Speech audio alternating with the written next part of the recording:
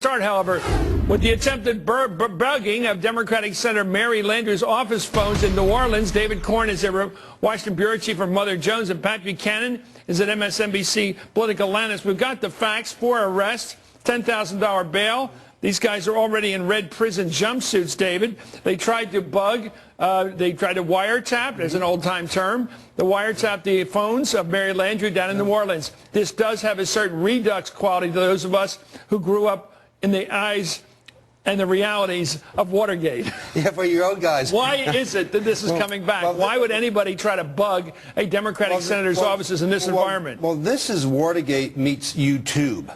I mean, James O'Keefe became a hero to the right, and I'm waiting to see what they're going to say about his latest caper now when he did these undercover videos that seem to suggest that some people in ACORN were helping, a pimp and his whore. He played the pimp himself. Now, it turned out at the time... We're watching the... It turned out at the time that a lot of ACORN offices, or several, came out and said we threw him out, and that he adulterated some of the tapes. And he caught some ACORN people doing things they shouldn't have, but the right just went wild on this. ACORN lost its contracts, its few, not even the 10% federal funding from the U.S. government, lost all that. Big stir. But now, what is the right? What are his sponsors on the right? Fox News, my old conservative friend Andrew Breitbart. What are they going to be saying about the fact that he not just went into an office and pulled a stunt, but he seems to have been he has been arrested for a felony. Well, this is Patrick Buchanan, just on the surface of things, that other caper looked a lot more attractive in terms of pastimes than bugging telephones. What is it with the right wing that they have to get into people's telephones? Well, I think first, if this is true, seems like an absurd act. Well, the federal marshal arrested these guys. They're already in red prison suits. They're out on $10,000 bail. But if that's what they're doing, bugging her, the New Orleans office of a United States senator, what in heaven's name do they think they're going to pick up in one of these ridiculous offices that's not even in Washington, D.C.? Well, what was Liddy trying to find out back in '72? You had the same reaction then. What if grown-up political operatives do this kind of stuff? Well, what I said is, why would you bug the Democratic National Committee? They all blab their heads off to everybody in sight. It's ridiculous. But I will say this. Look, we're hearing from David. We hope the right wing covers this. I'm sure the right wing will give this a little more coverage than the left wing gave to the ACORN scandal. Well, we covered all here, Pat. That was a little late. That was late. Listen, I tell you, if there was an office they were going to bug if they wanted to continue in a theme that they started with, it should be David Vitter. You want to go after somebody down in Louisiana who has a known problem using phones particularly, then you go after David Vitter. People are just getting disturbed. Everybody's watching this sort of exciting picture of this guy with his pretend prostitute. But here we go. Listen to this. A conservative activist who posed as a pimp to target the community organizing group ACORN. He's also the son of a federal prosecutor from Shreveport. Were among 4 people arrested by the FBI and accused of trying to interfere with phones at Senator Mary Landrieu's office on Monday. Activist James O'Keefe, together with others, showed up claiming to be telephone repairmen.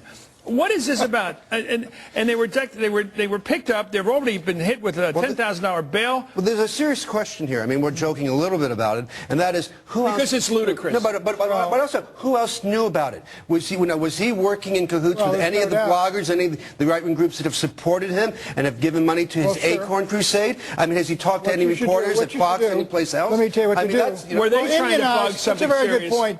Immunize the guys and convict them, and then immunize them and make them testify whether there's higher-ups involved. Okay. I mean, that's what were they trying to find out? Were they trying to connect that's the key question. Senator Landrieu to this administration with regard to a deal? Chris, here's what they're up to. I think, and it's surmise, they must have some kind of inkling, because it looks like such a patently stupid thing to do. Yeah. They must have had some kind of inkling that something is going on down there that they can pick up and make themselves bigger and bigger heroes. Now, what is it? Well, another scenario is that they were going to try to pull some stunt that they needed to tape the phone call in order to make it work. And there are 2 possibilities. One is they were trying to listen in on a legitimate conversation to get some goods to drop on her, or that they were trying to create news and to make it work on the YouTube, and they needed the audio portion of it as well. But my suspicion is somebody told them something's going on and you guys can be big heroes, and they were drawn into this. But it's a good question. Who else else knew about this? Is this these guys acting as cowboys on their own? What did the conservative blogosphere know, and when did it know it? It's interesting in these cases where people commit criminal acts. Apparently, this is obviously going to be tried in court. Right. Fair enough. They're not proven guilty yet, but they have been put out on bail. They've already thrown into prison suits on this regard. David Corn, this issue of criminality in the political sphere, we don't get a lot of it, overt criminality like this, like Scooter Libby, the vice president's chief of staff, picked up for 4 felony charges and convicted of all 4. But this is criminal behavior. It's not a joke. It's only ludicrous because it sounds like old-time, what do you call it? Well, the Nixon, fun politics of the worst Well, the kind. Nixon people had a term that we can't see on air for it. It was called dirty tricks. Well, no, there was even more. Donald Segretti, rat something that beginning with an F. And so, but, I mean, we haven't seen an explicit use of this sort of political dirty tricks in a long time. Let's not be naive. Look, FDR used Hoover to do this. We wiretapped our plane when we campaigned in 1968. Nixon, as soon as he got out of the vice presidency, has his tax returns reviewed. This kind of hardball, Johnson and Kennedy and FDR especially used it. There's not hard evidence that Carter did or that Truman did. But no of the White House talked about bombing the Brookings Institution. I mean, let's do the political analysis here. We're going to move on. We've got some other issues tonight. Sure. First of all, it seemed to me that politics turns in about a minute here. First of all, the president was going to face his Waterloo. Now the Republicans are back to Watergate.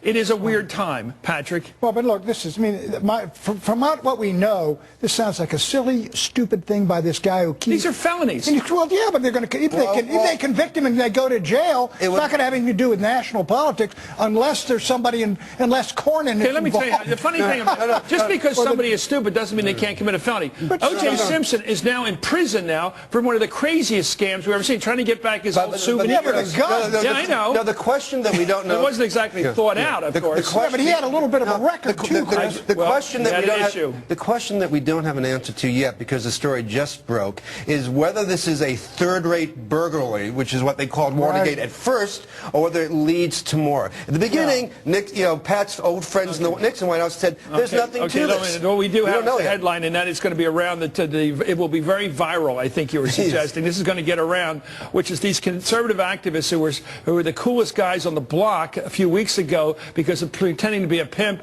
and a prostitute have now been caught as good old-fashioned Watergate burglars. David Corn, thank you. Thank you, Pat Buchanan, for your expertise. Coming up.